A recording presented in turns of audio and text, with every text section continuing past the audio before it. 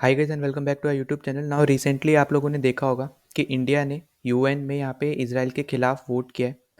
और ना ही सिर्फ इंडिया ने बल्कि और भी देश है जहाँ पे चाइना, रशिया, ये सब भी कंट्रीज आती है जिन्होंने इजराइल के खिलाफ वोट किया है। और अगर हम बात करते हैं इजराइल के सपोर्ट में, तो ऑब्वियसली इजराइल तो है ही, और साथ ही में यूएसए है, कनाडा है, और भी कंट्रीज हैं। तो यहाँ पे आप आर्टिकल भी देख सकते हो कि India votes in favour of UN resolution, ठीक है, against Israeli settlements in Palestine. तो अभी हम इस टॉपिक को इस वीडियो में डिस्कस करेंगे अच्छे से। तो उससे पहले, इस टॉपिक को डिस्कस करने से पहले मैं आपसे यहाँ पे एक क्वेश्चन पूछूंगा कि अभी आपको पता होगा कि चाइना का एक प्रोजेक्ट है जिसको हम लोग बोलते हैं बेल्ट एंड रोड इनिशिएटिव, ठीक है, BRI प्रोजेक्ट आपने सुना होगा। तो अब मैं यहाँ पे आपसे पूछ रहा हूँ कि कौन सी ऐसी एशियन कंट्री है जिसने इस पर्टिकुलर प्रोजेक्ट से चाइना के अपने आप को बाहर निकाला है। आपके पास ये चार ऑप्शन है: सिंगापुर, थाईलैंड, कंबोडिया और फिलीपींस। अगर आपको आंसर पता है तो आप कमेंट कर सकते हो, वरना मैं आखिरी में वीडियो के आंसर दे ही दूंगा।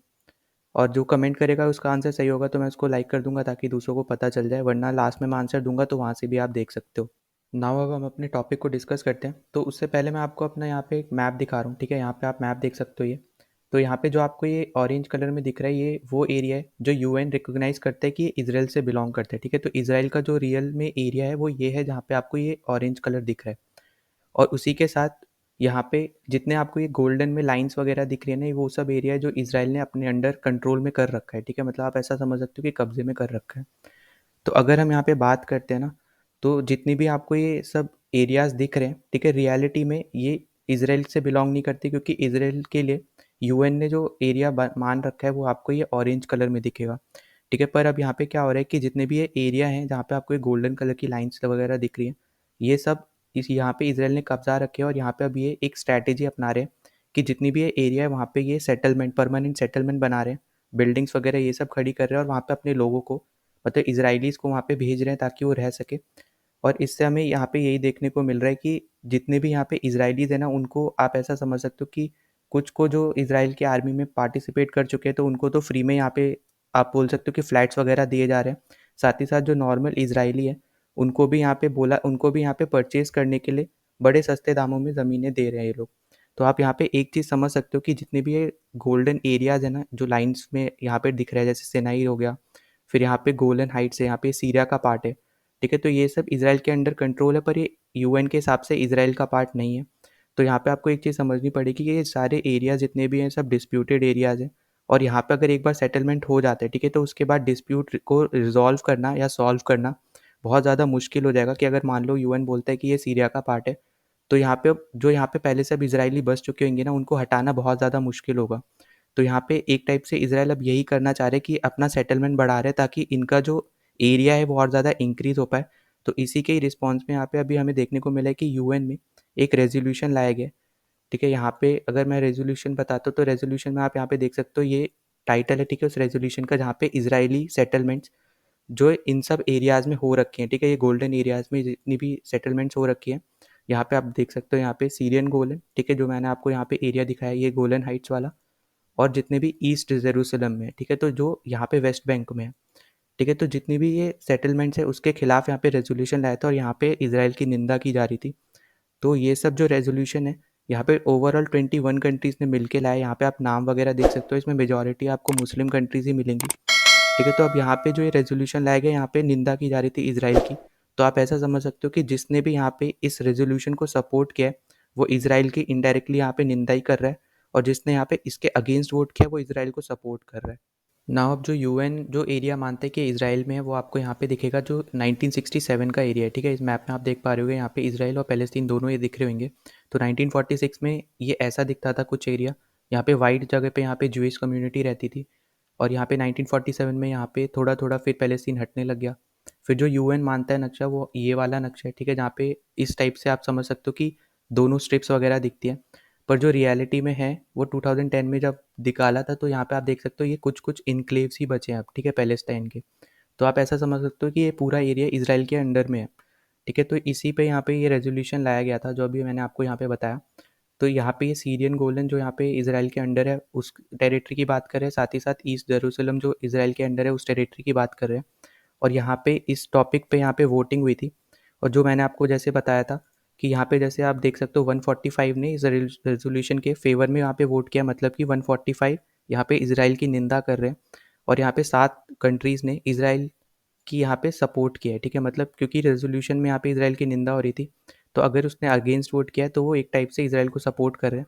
तो यहाँ पे अगर आप देखोगे ना, सपोर्ट करने में सिर्फ 7 कंट्रीज़ हैं, उसमें से एक आपको यहाँ पे कनाडा मिलेगा, एक यूनाइटेड स्टेट्स मिलेगा, ठीक है। उसके अलावा अगर आप यहाँ पे देखो, जैसे नोरू है, माइक्रोनेशिया है, ठीक है, मार्शल आइलैंड है, ये सब जो है ना, ये यूएस के आप समझ सकते हो बहुत ज़्यादा क्लोज एलाय हैं, क्योंकि यहाँ पे यूएस अपनी मिलिट्री आइलैंड्स वगैरह, आप ऐसा समझ सकते हो कि यूएस का यहाँ पे मिलिट्री बेस है। और ये बहुत छोटे छोटे आइलैंड्स है, तो जो यूएस कहता है ये वही करते हैं ये लोग, ठीक है। तो यहाँ पे आप एक तो आपको इसराइल मिल गया साथ में से, ठीक है। फिर एक हंगरी एक अलग से है जिसने यहाँ पे सपोर्ट किया है। तो आप ऐसा समझ लो कि यूनाइटेड स्टेट्स के जो क्लोज एलाय हैं एकदम ही, जहाँ पे जैसे कनाडा बहुत ज़्यादा क्लोज है, फिर जो मार्शल आइलैंड, माइक्रोनेशिया, नाउरू, ठीक है, जितने भी हैं तीनों बहुत छोटे आइलैंड्स हैं, तो ये सब यूएसए को सपोर्ट करते हैं। जो वो बोलता है वो ये करते हैं, ठीक है। तो उसी केस में यहाँ पे हमें देखने को मिल रहा है कि इतने लोगों ने यहाँ पे अगेंस्ट में यहाँ पे वोट किया इस रेजोल्यूशन के। वहीं पे अगर हम बात करते हैं यूएसए के जितने भी दूसरे अलाइज हैं, जो यूरोप की कंट्रीज हैं, ठीक है, जैसे फ्रांस हो गया, देखो यूरोप से आपको सिर्फ और सिर्फ यहाँ पे हंगरी दिख रहा है, ठीक है। पर जितने बाकी कंट्रीज हैं ना, सब ने इस रेजोल्यूशन के सपोर्ट में वोट किया है। यहाँ तक कि अगर हम बात कर रहे हैं इंडिया की भी ना, तो इंडिया ने भी यहाँ पे इसके सपोर्ट में वोट किया, ठीक है। चाइना ने भी यहाँ पे किया है, यहाँ पे रशिया ने भी किया है। यहाँ पे आप चाइना देख सकते हो, ठीक है, रशिया ने भी किया है। जितने भी यहाँ पे मेजर कंट्रीज़ हैं ना, जो रियल में बड़े कंट्रीज़ हैं और पावरफुल कंट्रीज़ हैं, तो सब ने यहाँ पे इसी के सपोर्ट में वोट किया है। और जब हम ये वोटिंग की बात करें, तो ये यूएन के जनरल असेंबली में यहाँ पे वोटिंग हुई है। अगर ये सिक्योरिटी काउंसिल में ये रेजोल्यूशन जाता, तो उस टाइम पे यूएसए वीटो पावर दिखा के स्टार्टिंग में ये रेजोल्यूशन को कैंसिल कर सकता था।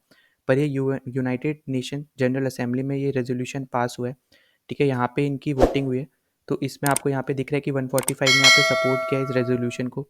और ये याद रखना कि इस जो ये रेजोल्यूशन आया है, इसका इसराइल और हमास में जो अभी वॉर चल रही है, इससे कोई रिलेशन नहीं है, ठीक है। तो क्योंकि आपको पता होगा जो पिछला रेजोल्यूशन आया था, उसमें इसराइल और हमास के बीच में वॉर के बारे में डिस्कशन था। उसमें इंडिया ने एब्सटेन किया था अपना वोट, ना सपोर्ट किया था ना अगेंस्ट में वोट किया था। तो ये समझ लेना कि ये इसका इसराइल और हमास की वॉर से कोई लेना देना नहीं है। अब आप एक क्वेश्चन पूछ सकते हो कि इंडिया ने इसराइल के अगेंस्ट वोट क्यों किया है। तो इंडिया की एक बहुत पुरानी पॉलिसी है कि इस पर्टिकुलर केस में यहाँ पे 2 स्टेट सोल्यूशन निकलना चाहिए, जहाँ पे इसराइल और पैलेस्टीन को इंडिया एज अ कंट्री मानता है। वहीं पर शायद आपको पता नहीं होगा कि यूनाइटेड नेशन पैलेस्टीन को एज अ कंट्री नहीं मानता है, ठीक है। तो यहाँ पे इंडिया ये बताना चाह रहा है कि पैलेस्टीन को भी एक एज अ कंट्री यहाँ पे मानना चाहिए, ताकि 2 स्टेट सोल्यूशन जो है वो यहाँ पे निकल सके, क्योंकि इसी केस में यहाँ पे 2 स्टेट पॉलिसी यहाँ पे लग सकती है। और आपको पता होगा कि कुछ साल पहले यहाँ पे जो हमारे पीएम है मोदी जी, यहाँ पे पैलेस्टीन की कैपिटल में यहाँ पे विजिट किया था उन्होंने। और इससे यहाँ पे इंडिया का सिंपली यही मतलब है कि यहाँ पे पीसफुल, आप समझ सकते हो, एक नेचर बने, यहाँ पे कोई लड़ाई वड़ाई ना हो, क्योंकि जो हर 10 साल में हमें देखने को मिल रहा है कि यहाँ पे एक वॉर हो जाती है, तो ये नहीं होनी चाहिए। और इसी चीज़ में जो इंडियन गवर्नमेंट है, ठीक है, इसका ऑफिशियली यही स्टांस है। और साथ ही साथ यहाँ पे चाइना का भी सेम स्टांस है। वहीं पे अगर हम दूसरी कंट्रीज़ की बात करते हैं, जैसे आपको पता है पाकिस्तान यहाँ पे इसराइल को एज अ कंट्री नहीं मानता है। तो वो चाहता है कि जो 1946 में यहाँ पे एरिया आप देख रहे हो, ठीक है, ये वाला जो एरिया है, ऐसा मैप होना चाहिए। तो यहाँ पे जो कंट्रीज़ नहीं मानते इसराइल को, वो यही सोचते हैं कि 1946 वाला यहाँ पे एरिया होना चाहिए। और अगर हम बात करते हैं अभी प्रेजेंट सिचुएशन की, ठीक है, तो आपको पता होगा इसराइल अभी गाज़ा पे अटैक कर रहा है, तो जितने नॉर्दर्न गाज़ा है वो ऑटोमेटिकली यहाँ पे इसराइल के कंट्रोल में आ चुका है। और इसराइल ने यहाँ पे बोल सकते हो एक बात भी कही है कि उन्होंने बोला है कि हम नॉर्दर्न गाज़ा में अपनी मिलिट्री को डिप्लॉय करेंगे, पर यहाँ पे हम कोई गवर्नमेंट नहीं बनाएंगे। तो यहाँ पे आपको कुछ सालों में यहाँ पे हो सकता है आपको देखने को भी मिल जाए कि ये लोग इस रीजन में भी यहाँ पे अपनी सेटलमेंट दिखाएं। और स्लोली स्लोली हमें यहाँ पे दिख रहा है कि जो पैलेस्टीन का एरिया है वो, आप समझ सकते हो, मैप से एकदम गायब हो रहा है। तो अगर वो गायब ही हो जाएगा तो वो कंट्री बचेगा ही नहीं, ठीक है। तो हम उसको कंट्री बोल ही नहीं सकते। तो इसलिए यहाँ पे इंडिया बोल रहा है कि यहाँ पे 2 स्टेट पॉलिसी होनी चाहिए, यहाँ पे पैलेस्टीन को भी एज अ कंट्री यहाँ पे बताना चाहिए, जिससे ईजिली यहाँ पे सब लोग पीसफुली यहाँ पे रह सके। और दूसरा रीज़न आप यहाँ से देख सकते हो कि आपको पता होगा कि कुछ एरिया इंडिया का पाकिस्तान ने ऑक्यूपाई कर रखा है, और साथ ही साथ चाइना ने भी ऑक्यूपाई कर रखा है, जिसको हम लोग पाकिस्तान ऑक्यूपाइड कश्मीर और अक्साई चीन के नाम से जानते हैं। तो अगर अगर हम इस रेजोल्यूशन को सपोर्ट करते, ठीक है, मतलब इसराइल को सपोर्ट करते, इस रेजोल्यूशन के अगेंस्ट वोट करते, तो आप इनडायरेक्टली आप समझ सकते हो कि हम एक टाइप से जो पाकिस्तान ने ऑक्यूपाई कर रखा है हमारा एरिया, और जो चीन ने ऑक्यूपाई कर रखा है एरिया, उसको हम लोग सपोर्ट कर रहे हैं। तो इंडिया ने यहाँ पे अगेंस्ट में वोट ना करके सपोर्ट में वोट इसलिए भी किया है, क्योंकि वो अपने पोजीशन को भी यहाँ पे देख रहा है, अपने एरिया को भी यहाँ पे देख रहा है, ताकि फ्यूचर में उसको इस पर्टिकुलर चीज़ से कोई प्रॉब्लम ना आए सामने। वहीं पे हमें देखने को मिला कि जब इंडिया ने इस रेजोल्यूशन के सपोर्ट में वोट किया और इसराइल के खिलाफ वोट किया, तो उसके बाद से जितनी भी पॉलिटिकल पार्टीज़ हैं इंडिया में, वो सब यहाँ पे इंडियन गवर्नमेंट को सपोर्ट कर रही है। क्योंकि हमें देखने को मिला था जब पिछली बार इंडियन गवर्नमेंट ने अपना वोट एब्सटेन किया था, उस टाइम पे सारी पॉलिटिकल पार्टीज़ ने यहाँ पे इंडियन गवर्नमेंट की निंदा की थी। और इस बार क्योंकि यहाँ पे सपोर्ट में बात की है पैलेस्टीन के, तो यहाँ पे जितनी दूसरी पॉलिटिकल पार्टीज़ है ये भी सपोर्ट में आई है अपने इंडियन गवर्नमेंट के। तो आप यहाँ पे देख सकते हो, यहाँ पे बोल रहे हैं कि glad that India voted against Israel settlements in Palestine. ठीक है, तो आइडियली वैसे तो ये इजराइल हमास वॉर से रिलेटेड नहीं है, पर क्योंकि यहाँ पे इंडिया ने पैलेस्टीन को सपोर्ट किया है तो इसलिए भी यहाँ पे पॉलिटिकल पार्टीज़ ने यहाँ पे सपोर्ट दिखाया है इंडियन गवर्नमेंट को। तो अब वापस आते हैं अपने क्वेश्चन की तरफ। मैंने आपसे पूछा था कि कौन सी एशियन कंट्री ने नवंबर 2023 में यहाँ पे चाइना का जो बेल्ट एंड रोड इनिशिएटिव है इससे एग्जिट लिया है। तो इसका करेक्ट आंसर है फिलीपींस। ठीक है, तो आप यहाँ पे आर्टिकल भी देख सकते हो। और एंड में मैं एक और चीज़ बोलना चाहता हूँ, अगर आपने अभी तक हमारे टेलीग्राम चैनल को ज्वाइन नहीं किया है तो प्लीज़ ज्वाइन आवर चैनल। ठीक है, उसका लिंक आपको यहाँ पे डिस्क्रिप्शन में मिल जाएगा इस वीडियो के। और साथ ही साथ अगर आपने अभी तक चैनल को सब्सक्राइब नहीं किया है तो प्लीज़ सब्सक्राइब कर देना। ठीक है, जितना ज़्यादा हो सकता है उतना ज़्यादा शेयर कर देना ताकि दूसरों तक पहुँच सके। तो चलो मिलते हैं नेक्स्ट वीडियो में, टिल देन बाय।